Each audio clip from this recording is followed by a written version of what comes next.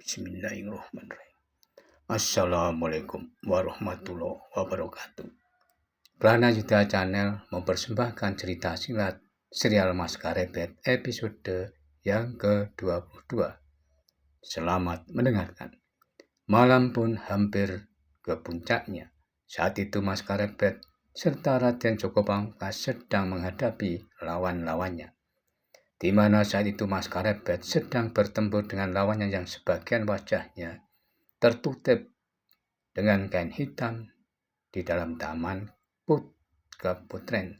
Sedangkan Raden Joko Pamungkas bertempur di luar tembok istana dengan putut rampal. Sementara itu pertempuran pun masih berlangsung.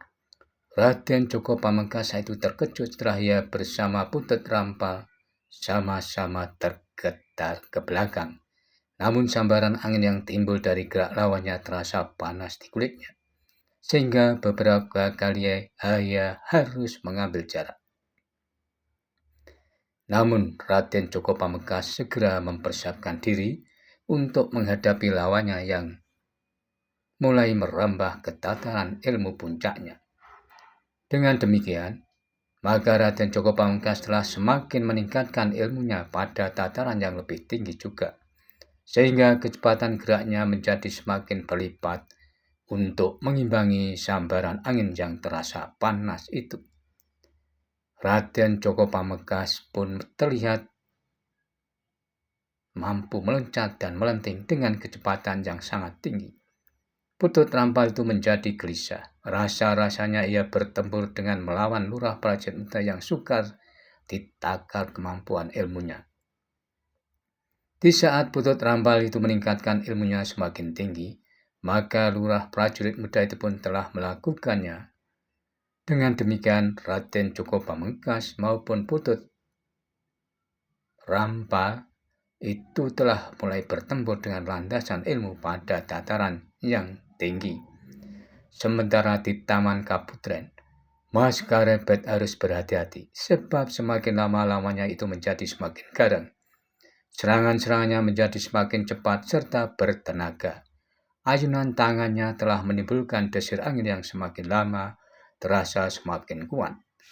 Namun dalam pada itu, lawan Mas Karebet itu pun semakin meyakini bahwa prajurit yang juga masih muda itu memang memiliki bekal yang tinggi.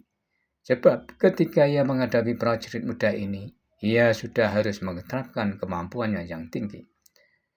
Bahkan ketika terjadi benturan-benturan kekuatan, maka orang yang sebagian wajahnya tertutup dengan kain hitam itu merasakan bahwa lawannya memiliki kekuatan yang sangat besar.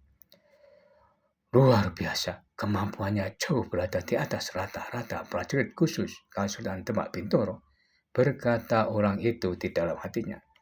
Dengan demikian, maka lawan Mas Karebet itu pun semakin meningkatkan kemampuannya pula. Namun ia masih bertanya, "Anak muda, aku kagum akan kemampuanmu yang melampaui para prajurit batang puluhan. Sehingga aku menjadi penasaran dan ingin menjajaki kemampuanmu yang sesungguhnya."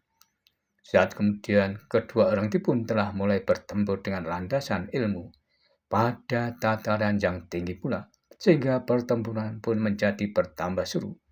Orang yang sebagian wajahnya tertutup dengan kain hitam itu telah mengandalkan ilmu yang sangat tinggi. Namun orang itu menjadi sangat marah ketika Mas Karebet masih saja sanggup mengimbangi ilmunya yang sudah menjadi semakin meningkat itu. Oleh karena itu, maka lawan Mas Karebet tidak ingin bertempur berlama-lama. Ia pun harus segera mengakhiri hidup prajurit muda itu supaya perbuatan yang sudah diketahui prajurit muda tersebut tidak diketahui oleh orang lain. Tetapi ternyata tidak mudah bagi orang sebagian wajahnya tertutup dengan kain hitam itu untuk membunuh Mas Karebet. Walaupun ia sudah meningkatkan ilmunya semakin tinggi, namun prajurit yang masih muda itu masih juga mampu mengimbanginya. Oleh sebab itu, maka lawan Mas Karebet tersebut tidak mau menyia-nyiakan waktu. Maka ia segera merambah ke tataran ilmu yang lebih tinggi ataupun ilmu puncaknya. Dengan menggeram orang itu berkata, "Terpaksa aku menggunakan ilmu pamungkasku, anak muda. Jika hal itu ingin kau lakukan di sana, maka kau jangan terlalu banyak bicara," jawab Mas Karepet. Lawan Mas Karepet itu menggertakkan kakinya. Kemarahannya sudah tidak terbendung lagi, dan sejenak kemudian ia pun telah menghentakkan tangannya. Mas Karepet terkejut. Sebuah serangan yang tidak menyentuh secara wadak itu telah melemparkannya beberapa langkah ke belakang, sehingga Mas Karepet telah kehilangan keseimbangannya. Mas Karepet kemudian terhuyung-huyung dan ia pun terjatuh terguling beberapa kali. Namun saat kemudian Mas Karepet melenting berdiri. Ia pun lalu mempersiapkan diri. Karena Mas Karepet tahu bahwa lawannya adalah orang yang memang berilmu sangat tinggi. Orang yang sebagian wajahnya tertutup kain hitam itu mengerutkan keningnya. Ia tidak menyangka bahwa prajurit yang terhitung muda itu masih mengatasi serangan ilmu yang dibanggakannya. "Memang luar biasa, kau anak muda. Ternyata tulang-tulangmu sangat kuat," berkata lawan Mas Karepet. Sementara itu Mas Karepet sudah berdiri tegak. Dadanya yang terhantam serangan lawannya memang terasa sakit, namun karena daya tahan tubuhnya yang tinggi maka ia tidak sampai pingsan. Namun demikian, Mas Karepet harus tetap berhati-hati, sebab ia memperkirakan ilmu lawannya yang sangat tinggi itu sewaktu-waktu mengguncang pertahanannya, sehingga akibatnya yang sangat tidak menguntungkannya, meskipun daya tahan tubuhnya sangat kuat. Di saat Mas Karepet mampu bangkit dan siap untuk melanjutkan pertempuran, lawannya pun sadar bahwa ia benar-benar berhadapan dengan prajurit muda yang tangguh serta mempunyai bekal ilmu kanuragan yang sangat tinggi, melampaui prajurit-prajurit kebanyakan. Dengan demikian, maka orang itu pun kemudian telah menghentakkan segenap kemampuannya, sebab ia tidak mau menyia-nyiakan kesempatan terakhir untuk menyelesaikan lawannya yang sebagian wajahnya tertutup dengan kain hitam itu. Dengan ilmu puncaknya, maka lawan Mas Karepet pun telah menyerangnya. Serangan-serangannya yang sangat berbahaya. Jangkauan ilmu orang itu ternyata melampaui jangkauan kewadakannya. Meskipun tangan atau kakinya maupun anggota badan yang lain belum menyentuh tubuh Mas Karepet, namun ilmu orang itu telah mengenai serta menghantam sasarannya. Namun Mas Karepet pun dengan cepat mengenali rahasia ilmu lawannya. Mas Karepet yang mampu mengingat apa yang pernah dibaca, ia pun teringat pada rontal yang pernah dipelajari di padepokan lereng Gunung Andong. Ternyata ilmu yang diperagakan oleh lawannya itu juga tertulis di lontar tersebut. Sehingga karena itu, maka Mas Karepet telah menempatkan dirinya di luar garis serangan lawannya. Perlawanan Mas Karepet telah membuat lawannya mulai menjadi gelisah. Serangan-serangan ilmu yang seakan-akan tidak ada tandingannya itu tidak banyak berarti bagi prajurit seperti Mas Karepet tersebut. Walaupun orang yang sebagian wajahnya tertutup dengan kain hitam itu meningkatkan ilmunya sampai ke puncak kemampuannya, namun Mas Karepet masih saja dengan tegar menghadapinya. Tetapi saat kemudian pertempuran pun semakin lama semakin meningkat. Lawan Mas Karepet yang tidak segera dapat menyelesaikan prajurit itu menggeram. Kemarahannya telah melonjak sampai di ubun-ubun. Dengan demikian orang itu tidak sempat melihat sikap dan tandang lawannya. Meskipun demikian, terasa oleh lawan Mas Karepet bahwa prajurit muda itu seolah-olah mampu membaca tata geraknya, sehingga setiap kali orang itu dapat mendoleh dan memotong serangannya. Namun dalam pada itu, orang yang sebagian wajahnya tertutup dengan kain hitam, yang semakin marah itu semakin kehilangan pengamatan diri. Demikian mendesak keinginannya untuk segera menyelesaikan pertempuran itu. Dan justru karena prajurit muda itu mampu mengimbanginya, maka tata gerak orang itu menjadi semakin keras. Ketika kemudian ia meningkatkan ilmunya, maka tidak saja serangan-serangan yang menjadi semakin garang dan melampaui kecepatan gerak wadaknya, namun jarak jangkauannya itu pun semakin jauh. Serangan-serangan itu memang membuat Mascarepe menjadi sedikit keteteran, bahkan kemudian hentakan, lawannya mulai mengguncang bertahannya. Maka ia pun segera mengeterapkan ajian lembu sekinan, sehingga serangan lawannya mampu ditahan dengan jarak sekinan. Lawan Mascarepe perlawannya menjadi sia-sia setelah Mascarepe mengeterapkan ajian lembu sekilan. Kemampuan ilmu yang dianggapnya tidak tertandingi oleh siapapun, namun ternyata ia tidak berdaya di hadapan Mascarepe yang satu ini.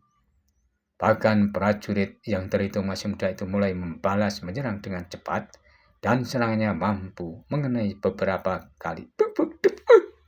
Sehingga orang itu mengakui kenyataan yang dihadapinya.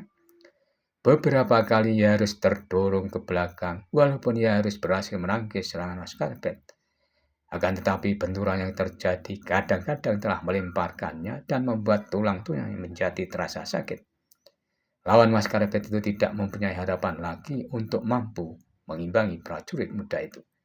Di saat kaki prajurit muda itu mengenai dagunya, orang itu telah terlempar beberapa langkah dan ia pun jatuh terguling. Tetapi lawan Mascarepe itu dengan cepat melenting berdiri dan dengan tangkasnya ia meluncat lalu menghentakkan tangannya menyerang ke arah badan Mascarepe yang saat itu sedang bergerak memburunya.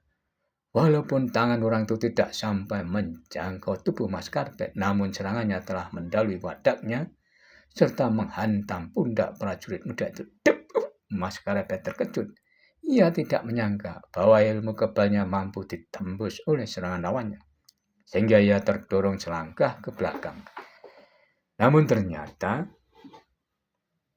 hanya getaran saja yang mengenainya, sehingga ia tidak merasakan sedikit pun sakit. Orang itu pun kemudian meloncat ke belakang untuk mengambil jarak. Dengan sorot matanya yang tajam, orang tersebut segera merubah tata geraknya. Kedua kakinya direnggangkan, kemudian kedua telapak tangannya ditemukan. Lalu dengan cepat ia tarik kedua telapak itu ke arah samping kanan dan dihentakkannya. Seleret cahaya merah kebiru-biruan meluncur ke arah Mascarepe. Namun Mascarepe yang sejak tadi juga sudah siap di saat lawannya merubah tata geraknya, ia pun telah mengeterapkan ajian lebur seketik.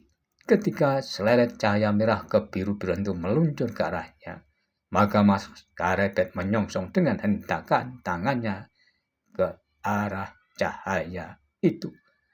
Seleret sinar putih keperak-perakan telah berbenturan dengan cahaya merah kebiru-biruan. Benturan kuda ilmu yang menggigris itu telah menggetarkan area pertempuran. Mascarepe terdorong beberapa langkah ke belakang dan masih mampu mempertahankan keseimbangannya. Sedangkan lawannya terpelanting dan berguling-guling beberapa kali. Namun saat kemudian ia kembali melenting berdiri dengan cepat.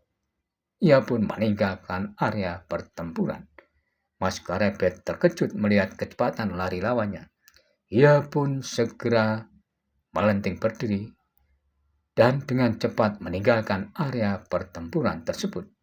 Mascarepe terkejut melihat kecepatan larian. Ia pun segera mengejarnya, tetapi ia tidak mengira bahwa lawannya itu seakan-akan mampu terbang secepat burung serigatan. Mascarepe memang terus berusaha mengejarnya. Namun orang tersebut segera menghilang ketika memasuki halaman kediaman Temunggung Prabu Semi. Dan Mascarepe pun segera meninggalkan tempat tersebut. Sementara itu di lingkaran pertempuran yang lain, lawan Raden Djoko Pamungkas pun semakin meningkatkan ilmunya pula. Sambaran angin dari ayunan serangannya memang menjadi sangat panas. Bahkan kemudian terasa di arah tersebut seakan-akan menjadi sangat panas. Dan keringat Raden Djoko Pamungkas pun telah membasahi pakaiannya. Maka dengan demikian Raden Joko Pamungkas harus lebih cepat bergerak menghindar dari serangan-serangan lawannya. Ia tidak saja harus menghindar serangan itu sendiri, tetapi juga harus menghindari sambaran angin yang menyertai udara yang sangat panas. Namun, Butut Rampa semakin lama justru bergerak lebih cepat pula, sehingga Raden Joko Pamungkas kadang-kadang terlambat menghindar sehingga kulitnya seperti terpanggang. Raden Joko Pamungkas kemudian harus menentukan sikap pula untuk menghadapi Butut Rampal. Dengan meningkatkan kemampuannya, maka sekali ia dengan sengaja telah memasuki batas sentuhan semburan angin yang menyakitinya itu. Dengan meningkatkan daya tahan tubuhnya, Raden Joko Pamungkas tidak menghindar, namun justru membentur serangan lawannya. Setiap kali terjadi benturan, Butut Rampal terkejut. Tenaga lurah prajurit yang termasuk masih muda itu ternyata melampaui batas kekuatan tenaganya. Sehingga beberapa kali Butut Rampal harus terdesak ke belakang. Butut Rampal akhirnya tidak sabar lagi dan ia telah menghentakkan segala kemampuan dan ilmu yang ia kuasai. Raden Joko Pamungkas memang terdesak ke belakang, namun sentuhan udara yang semakin panas itu telah membuat jantung lurah prajurit muda itu menjadi panas pula. Maka dengan demikian, lurah prajurit yang terhitung masih muda itu segera meningkatkan kemampuannya sampai teratas. Walaupun saat itu Raden Joko Pamungkas belum juga mengeterapkan ilmu puncak dari perguruannya, sehingga pertempuran bertambah menegangkan. Namun malam telah datang, kabut telah menyelimuti. Dingin malam pun tidak terasakan oleh orang yang sedang bersedekam itu. Demikianlah episode 22 cerita silat serial Mas Karepet, dan nantikanlah episode selanjutnya. Namun, bila mana ada yang berkenan subscribe serta like dan berkomentar, dipersilahkan. Terima kasih, sampai jumpa.